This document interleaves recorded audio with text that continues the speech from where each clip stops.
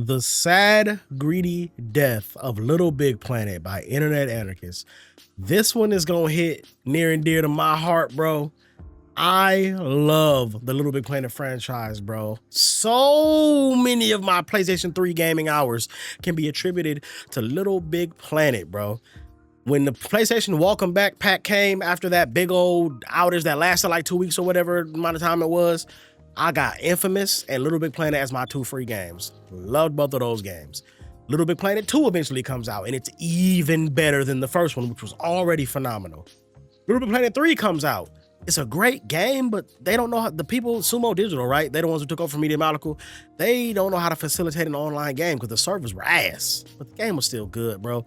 But it was already on the downhill from there. Sackboy Big Adventure came out on PS5. I've platinumed that game. Fire.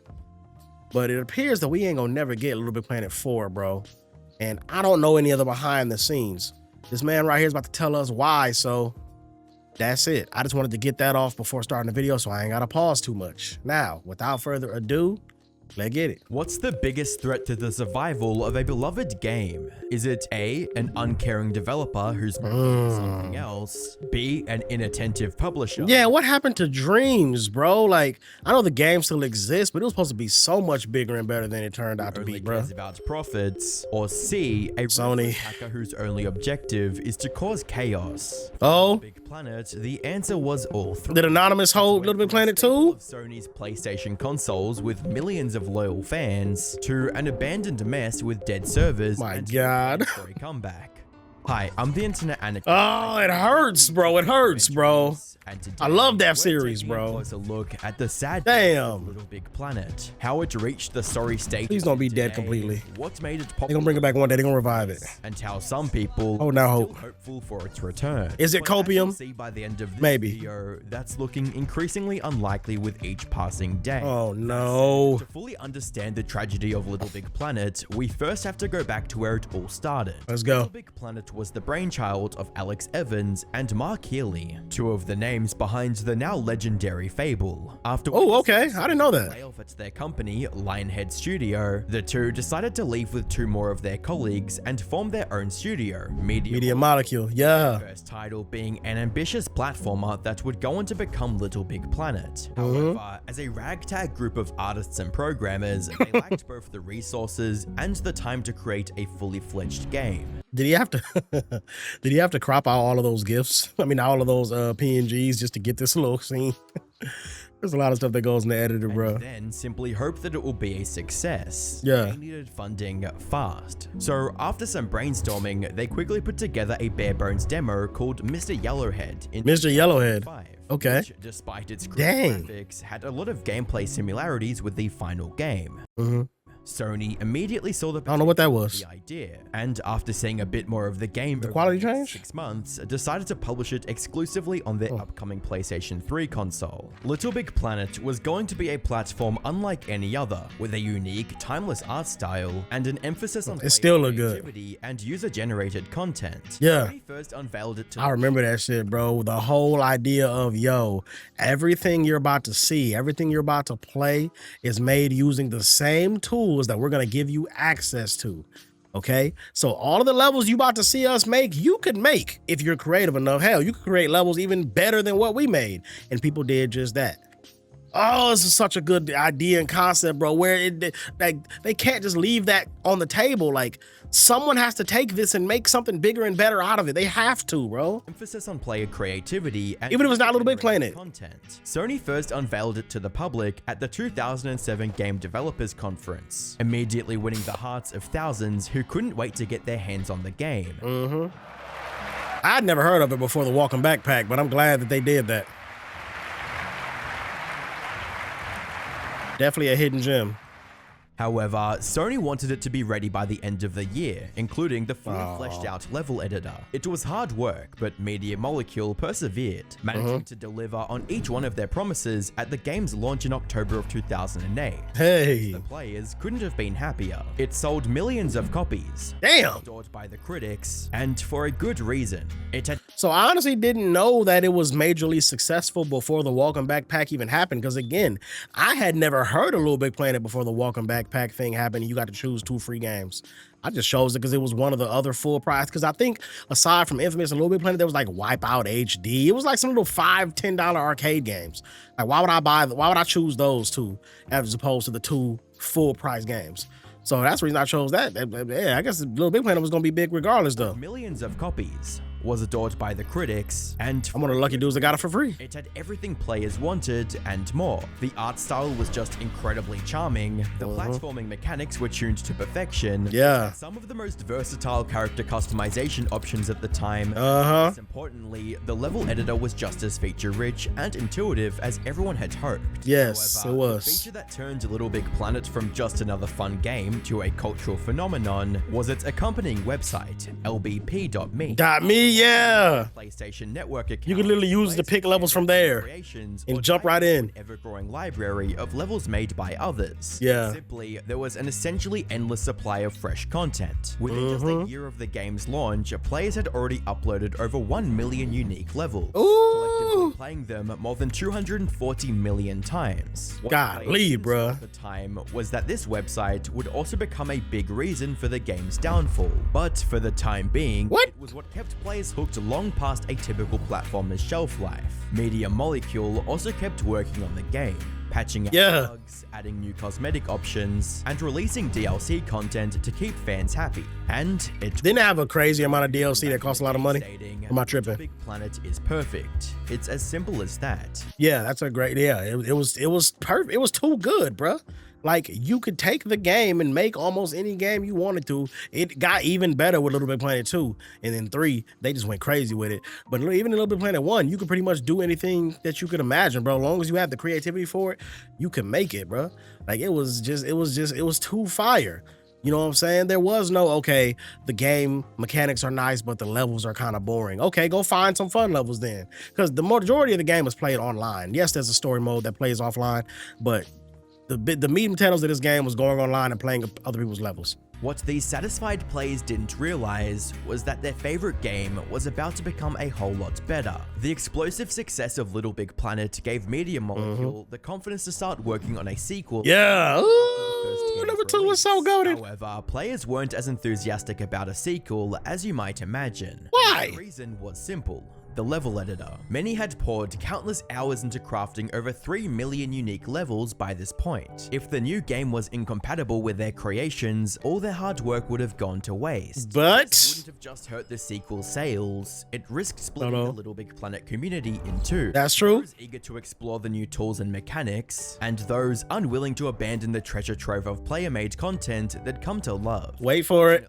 Media Molecule understood this challenge better than most, and spent a lot of resources looking for a solution. Then, on the 10th of May 2010, they announced Little Big Planet 2, showcasing the sheer amount of variety that was possible. And all of the LBP1 stuff was into. Toolset allowed players to create not just platforming levels, but entirely different game genres. Look at that, bro. Look at that. Going as far as to claim that it wasn't just a quote platform game, instead was going to be quote a platform for games. Yeah, like there's games I play. There's levels in Little Big Planet 2 that I played that were so good that I was like, bro, somebody needs to just take this and like go make their own actual game out of this, because like it's so good. It's like you're not even playing LBP2 anymore when you play the levels. Like whatever that is right there. Like, bro, what look at that. Game instead was going to be quote a platform for games. Come on, man. They reassured the fan base that Little Big Planet 2 would be fully backwards compatible. And it was. With the previous title. The game finally came out in January of 2011, and to no one's surprise, quickly became the favorite of both the critics and longtime players. Yes, sir. The first Little Big Planet game was great. It was amazing. Blazing Victini. It was the start of an awesome community, and it did some really creative things. Ooh. It gave people a ton of the pod to create some great levels.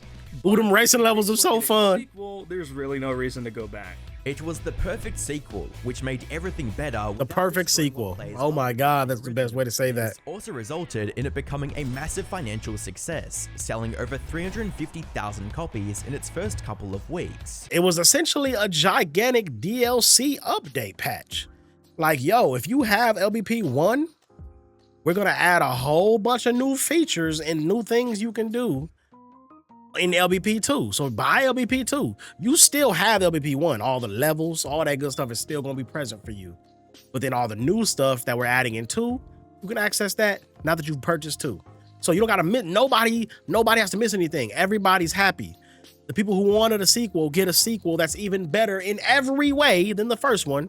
And the people who didn't really care for a sequel, well, you could buy it anyway and get access to new features while still doing the LBP 1 stuff. It's so fire, bro. They did their thing on this one. It's becoming the 4th most sold game in January 2011. Ooh. Unfortunately, okay, it was all downhill from here. Okay. Now, you'd think that after 2 wildly successful releases, Media Molecule would keep the momentum going and knock the 3rd entry out of the park. However, before players had the chance to get their hopes up. Real quick, just to get my opinion on number 3. I think I said it earlier. Number 3 was good by itself. It's just the online was so garbage. The servers were trash. It took forever to load into levels. Sometimes the levels wouldn't even load in. It wasn't smooth. Okay, they had the right idea. They added new characters you could use. You can make the levels based around these characters. They had new abilities and stuff. They made it so that it's even easier to make fully 3D levels as opposed to just being side scrollers. Like, they did the right thing. It's just the execution was trash, baby. Like the online and all that other stuff surrounding it, it ain't hit. It ain't hit. They received devastating news. Media Molecule was handing over the development of the 3rd game to a different studio, Sumo Digital. It's Sumo Digital's fault, bro. That had little experience with the franchise. This was going to be an uphill battle. Not only did Sumo have the already fantastic LittleBigPlanet 2, they had to do it while keeping it backwards compatible with the millions of levels players created for the previous 2 games. Yeah. And since they were replacing a respected studio, they also risked angering the existing fans with even the tiniest mistake. Yep. Fortunately for Sumo, things did not get off to a good start. Oh my god. They simply cut down the scope of the game, removing several characters, storylines, and planned features from the 3rd game. Really? If that wasn't bad enough, Sony stepped in and made things even worse. Come on. Instead of helping the studio with more time and resources, Sony barged in one day and ordered them to make a version for the upcoming PlayStation 4 as well. In other words, Sumo now had to create 2 different versions of the game they were already struggling to complete in time. This was catastrophic for the game's development. Because now you gotta split the team. Become apparent the second it was released to the public. Not good. LittleBigPlanet 3 came out in November of 2014, and it was by far the glitchiest, most unfinished entry into the franchise. Players were struggling to play user-generated levels, and in many instances, wiping their save files was the only way to get past the error message. And this, I remember that. I forgot that was a thing. The game crashed bad enough to nearly brick the console it was running on. Sumo tried to fix these glitches with patches. Was I bricking consoles? Issues never went away. With one angry player on Reddit writing, 1 year later, and LittleBigPlanet 3 is still broken. This is unacceptable. The online barely functions, and there's still glitches where I fell off levels. On top of that, there's still many crashes. The broken game was turning longtime players away from the franchise, with one such person voicing his disappointment, stating, "Man, this game makes me so depressed. I loved the first 2 so much. Damn, man. Planet 2 to propose to my wife, and I was really this one. We haven't touched it in months. I have never been let down so hard as I was by this game." Yo, that's a dope idea. He made a level in LBP 2 and used it to propose. That's a dope idea if you have a girl that also likes gaming and stuff. But even if she don't, she might appreciate that anyway if you do it right. That's fire. I remember I had a class, I forgot what the class was, but we had a student who brought his PS3 in and used a level that he created in LBP 2. Was it 2 at the time? I think it was 2. He used the level he made on there as his like project, like we had to create. So I forgot exactly what it was, bro. I was in school still, but he used it and got an A on his project from the level he created in LBP. It was dope. I think that dude makes like indie games now. So like, he wanted to be a video game developer even back then. But this begs the question, why? Why did Media Molecule abandon its star franchise? Yeah, I want to know that too. Why did they give it to Sumo Digital? About it, the studio's community manager stated that they made this decision so that they could focus on their next big project called Dreams. This was a full-blown creation engine that allowed users to make everything from games and animations to music. So they gave Sumo Digital LBP 3 just because they wanted to work on Dreams. You take your shining achievement and give it away so you can work on something that you're more ambitious about. And, you know, fast forward, Dreams didn't turn out to be anywhere near as big as it was supposed to be. There's some dope games on there that you can go and play. But bro, terrible decision, dog. No way. All on their PS4. So it was that simple. This was the next evolution of the creative. It was the next evolution. For LittleBigPlanet 2. But y'all could have did that later. Ending the franchise that made them popular in the first place was still the wrong move in many people's eyes. Terrible Some move. might even argue that it would have been better if the third game just never came out, and instead those resources were spent on updating and maintaining the second. The second one. Its poor reception, however, its availability on 2 consoles instead of just 1 significantly boosted the game's financial performance, allowing it to sell over 5.5 million copies to date. In an ideal world, these high sales figures would directly translate to more players making more content and extending its shelf life. Unfortunately for the fans, LittleBigPlanet 3 was about to face a challenge far more devastating than the occasional game-breaking bug. In November of 2022, LBP.me, the website cataloging user-generated levels, went down after an attack from unknown hackers. Oh. The site was restored shortly after. This marked the beginning of its total destruction. You see, the solution Media Molecule came up with for backwards compatibility was to host all of the information on the same server. This made it easier to keep track of player statistics across the 3 different I know where this is going. Even though this method was highly effective, it also came with a serious drawback. A security vulnerability from the original 2008 LittleBigPlanet now affected everything that followed. By the sudden website blackout, it was clear that someone had found a way to exploit that vulnerability. And damn it, man. The hacker returned on the 6th of March 2021 and shut down the game's online functionality with a DDoS attack. Anyone who tried to play a user-generated level was met with an error message stating that a problem had occurred. After staying silent for 4 days, Sumo finally took the servers down on March the 10th, claiming that they did so to, quote, investigate some technical issues. These servers remained offline till May, but even after coming back online, things weren't right. Players were experiencing strange crashes and glitches that were never an issue before. The cycle of Sumo taking the servers down, bringing them back online. The connectivity issues were always a problem, but they did get worse later. Coming to a stop in April of 2000. I know this was the reason why, though. Not because Sumo patched the vulnerability, but because they decided to pull the plug, shutting servers down for good and killing the game completely. The franchise that had held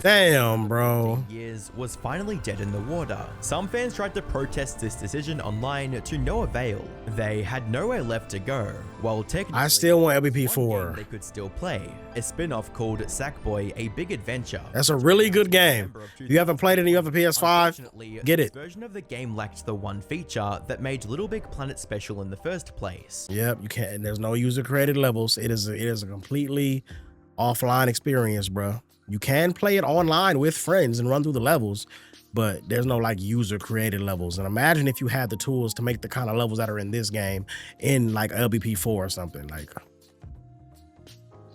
the franchise, bro. So you're telling me it's just gone, like it's dead, like there's no reviving it?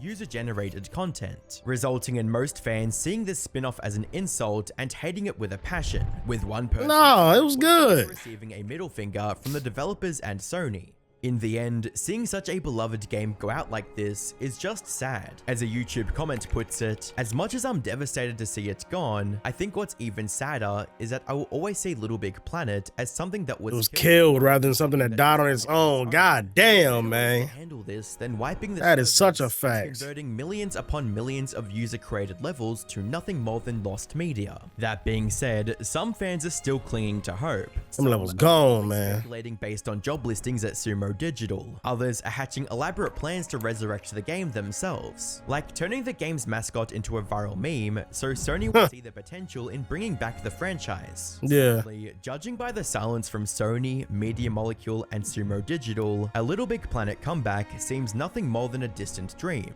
at least for now. Damn.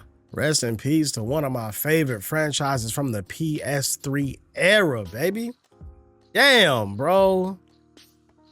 Wasn't even a franchise that died out. It was killed. This sucks, bro. I'm still holding out hope. I don't care, bro. Hey, I've fully taken on the idea of you know, I was gonna say it in a certain way. That's kind of why I'm fumbling over my words, but y'all was gonna try to pause me if I said it. I'm taking all the copium though, bro, is what I'm basically trying to get to. I don't care, bro. LittleBigPlanet 4, we gonna get it one day. Or Sackboy's Big Adventure 2, but it'll have more features. The franchise can't just be dead like that, bro. Sumo, give it back to Media Molecule and let them try to make a comeback. Do something. Something. I don't know, man. Only time will tell. But anyway, that's this video on this. I now know more about it than I did, which actually makes me less hopeful for it coming back. But I don't know. We'll see. Holding out hope, baby. Holding out hope. Make sure y'all show a lot of love to the video. Like, share, and subscribe. Hit me up down in the comments if you got anything you want to say about the video. Or if you know, just want to talk to me. You know, I reply back to all my commenters, so get at me down there. Make sure you drop a like before you get up out of here. And until next time, we up out of this thing. It's boy Dairu signing out. Peace.